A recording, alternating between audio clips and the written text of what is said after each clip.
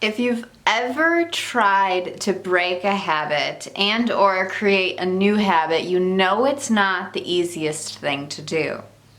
Today I am here to break down 5 ways to reprogram your subconscious mind to create or break any habit you want.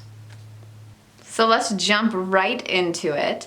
The first way to create a habit is what you probably already know, right? It's repetitive action.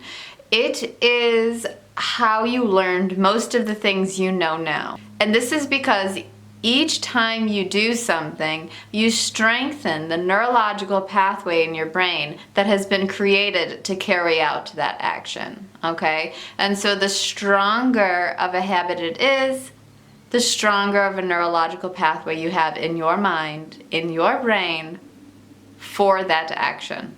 And the stronger of a neurological pathway you have for an action, the easier it becomes to do. The more you, no, not the more, but the less you have to think about doing it while you're doing it, right? Like driving. You learn through repetitive action, and you're probably so good at driving at this point, that you don't even have to think about driving while you're driving. Your hands just go places and you just do it. A second way to reprogram your subconscious mind to create and or rid of a certain habit is through meditation. Why? Well, meditation allows you to become the observer of yourself, the observer of your actions, the observer of your thoughts, the observer of your emotions, and perhaps the observer of the emotions that led to the thoughts that led to the action, right? It kind of allows you to have this big picture view on what you've been doing and how you've been behaving, right? Because when we are behaving in the way that we don't want to anymore, we're very emotionally attached to what we are doing because we know we don't want to do it, but we have this habit of doing it. Like smoking, for example. We may have a habit of smoking, but we have made the conscious decision we don't want to smoke anymore, but it's a hard habit to break because we have such a strong neurological pathway to do it because we have been doing it for 15 years, right? And so meditation allows you to become the observer, and perhaps you're able to observe the reasons in which you really do feel the need to grab a cigarette. Perhaps emotions, perhaps boredom. You know, this meditative state allows you to become a gentle observer of your past actions, emotions, and thoughts. And because of this observing nature, the next time you are about to play out that action, you're like, wait a minute, I've seen this before. I've observed this before. I'm only about to do this thing because I feel this way, or because I am bored, or because blah, blah, blah, right? And through that constant observing, you gain a little more patience for yourself and a little more compassion and kindness towards yourself and your journey to change.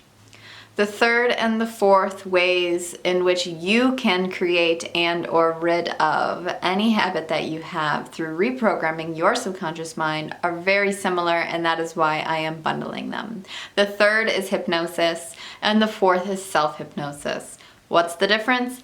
Well, in the third, hypnosis, you go to see a certified hypnotist or hypnotherapist.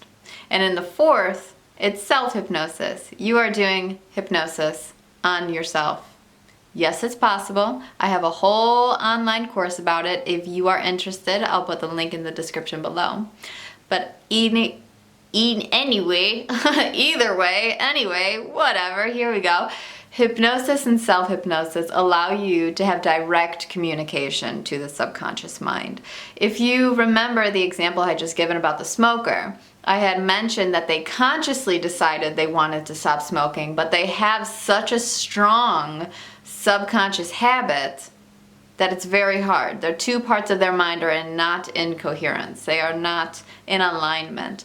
But with hypnosis, you are able to take your conscious decision and place it right into the subconscious mind, where all of your habits live, where they are all stored in your mind, right? Very powerful stuff.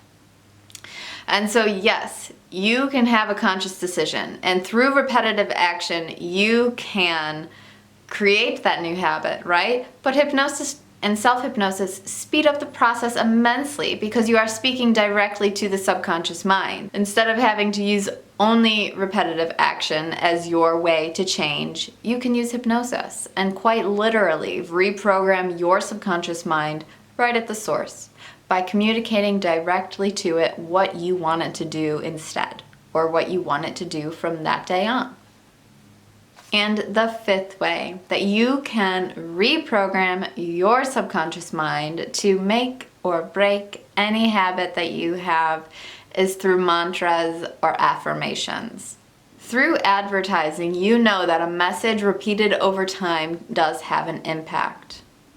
And I'm sure you are also very aware that words are very powerful. For example, if you were to tell a child or even an adult over and over and over again that they are stupid and incapable, those words are going to have an impact, right? And that's what mantras and affirmations are. They allow you to create a statement around what you want your life to be like or what you want yourself to be like from then on. And so a message repeated over time does make an impact, and words are very strong. And so when you combine those two, it does have a tremendous impact on you and your subconscious mind.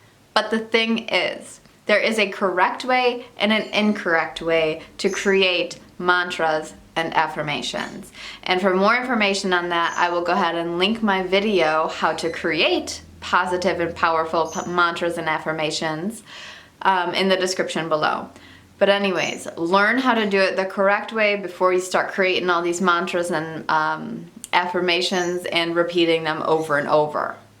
So there are the 5 ways in which you can make or break any habit that you have: repetitive action, meditation, hypnosis, self-hypnosis, mantras, and affirmations.